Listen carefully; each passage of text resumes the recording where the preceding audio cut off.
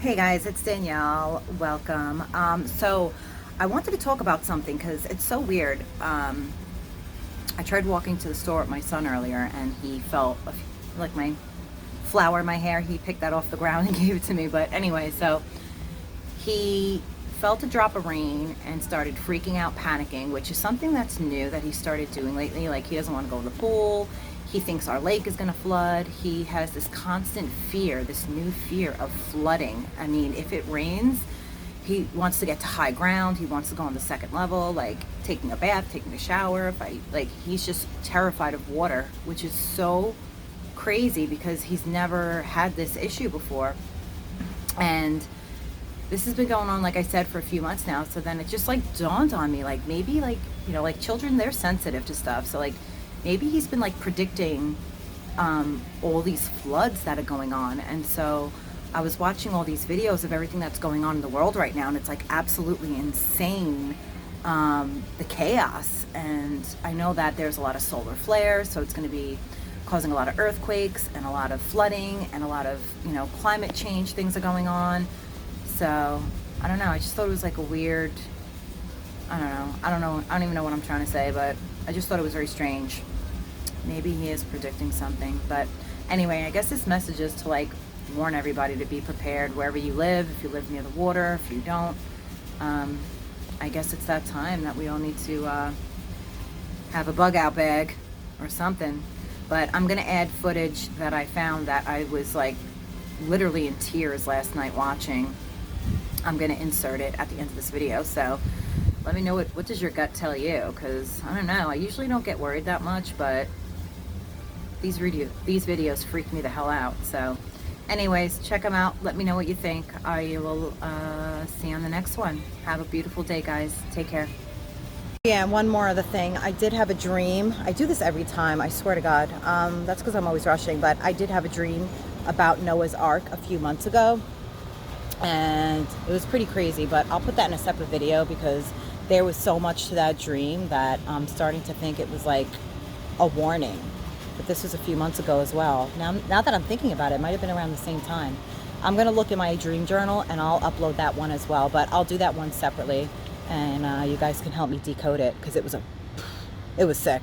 Anyways, bye for real this time. Bye.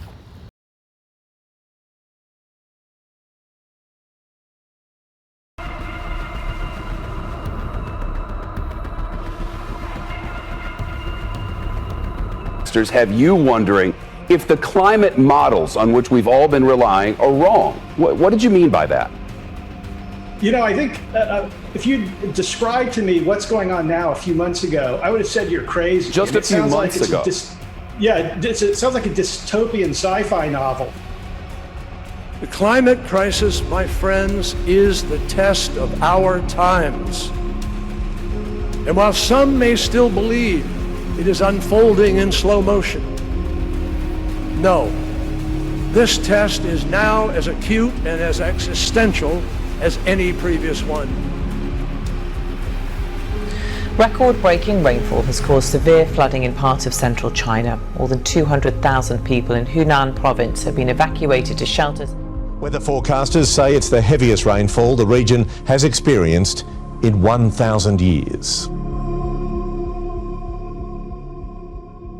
This is what happens when the amount of rain that usually falls over the course of an entire year pours down within days.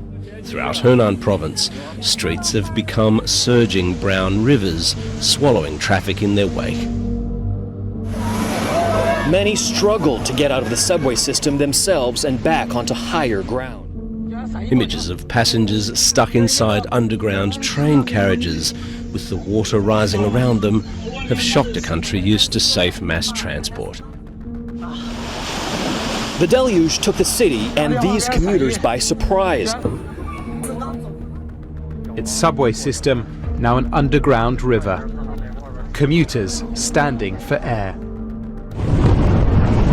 A deafening explosion at this aluminium factory after a nearby river burst its banks. The floodwater mixed with chemicals, lighting up the night sky. When the system was flooded at a frightening speed. China's leader, Xi Jinping, has described the situation as extremely severe. A year's worth of rain has fallen in the region within days. More than a dozen cities in the central part of China affected, with Hennan's population close to 100 million. On ground level, dramatic video shows a group of people attempting a rescue before the ground gives way beneath them. Across this city of 12 million, the rising floodwaters turn streets into raging rivers, trapping drivers in their cars and residents. This is a rainy time of year in China, and floods are an annual occurrence. But it's the record-breaking nature of this rainfall which has people worried, and these extreme weather events seem to be happening much more frequently. Waves hit one of the world's coldest regions. You know something is not right. This is Siberia. 20 towns in the region are on fire. Now, this is an area of land we're talking about here which is almost as big as the whole of Wales. More than 1.5 million hectares of land are burning after an unprecedented heat wave hit Siberia. In less than 2 months, the fires have spewed out around 150 megatons of carbon dioxide. Such situations repeat themselves almost every year. We hear similar stories, and it's very hard to understand, what's the nature of these fires. And why they are repeating themselves almost every year. As we speak, thousands of acres of forests are on fire in Canada, Russia, and the United States. The heat wave is sucking moisture from roots and trees, creating a tinderbox in Siberia, usually one of the coldest regions on Earth. That wind is driving the smoke to the eastern Siberian city of Yakutsk, famous for being the coldest city on Earth. There's no consensus on what caused the fires. Some are blaming the drought, others are pointing the finger at rising temperatures. Burning hotter, faster, and more explosive than ever before. Those flames, coupled with the Canadian wildfires, are blanketing much of the United States with noxious smoke, affecting air quality and triggering health alerts thousands of miles away. With hillsides ablaze, orange, smoke-filled skies hanging eerily, as so many pockets of the American West burn. More than 80 uncontained large fires are burning in 13 western states. More than 2.5 million acres burned so far this year. That's 720,000 some acres more than this time last year. Firefighters say what's unfolding here is more than one disaster feeding off another. Historic drought is the perfect fuel for these epic conditions. But it's climate change creating infernos larger than ever, with vortex of smoke powerful enough to spawn their own weather systems. The unimaginable is becoming routine. We're seeing hot days and heat waves like we've never seen before. Toxic smoke drifts thousands of miles and chokes the east. The sun tainted red in its soupy haze. Our planet's beauty and its peril in one. Just shy of 300 wildfires burning, with nearly 2,500 properties on evacuation order. And with the situation growing more dire by the hour, First Nations leaders are joining the growing calls for the province to declare a state of emergency. The water's subsiding in western Germany, but overnight, more flooding in other parts of the country. High water in Bavaria, Saxony. In Austria too, towns, cities deluge. The German Chancellor Angela Merkel has expressed shock at what she called surreal destruction caused by flash flooding on a visit to one of the worst hit towns. It's shocking. I'm tempted to say the German language has no words to describe the destruction that's occurred here. Around the mid-2030s, locations along the Pacific and Gulf of Mexico coastlines will experience rapid increases in high tide flooding frequency. The floods will sometimes occur in clusters lasting a month or longer, depending on the positions of the moon, earth, and sun, according to the JPL News article. Low-lying areas near sea level are increasingly at risk and suffering due to the increased flooding, and it will only get worse.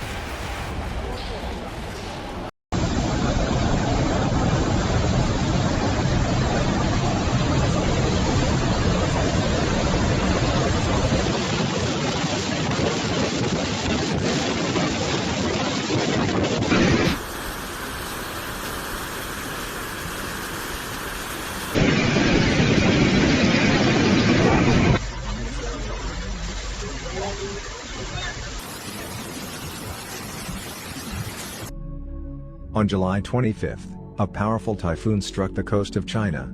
The city of Shanghai and Zhejiang province were most affected. The Shanghai authorities have evacuated more than 300,000 people. The movement of metro lines and high-speed trains was stopped, electricity was cut off in some places, and the embankment of the Bund was blocked. Local authorities require people to stay at home, not go outside or go to the banks of a river or sea. Shanghai airports as well as Hangzhou Airport also cancelled all flights the next day. The country's meteorological service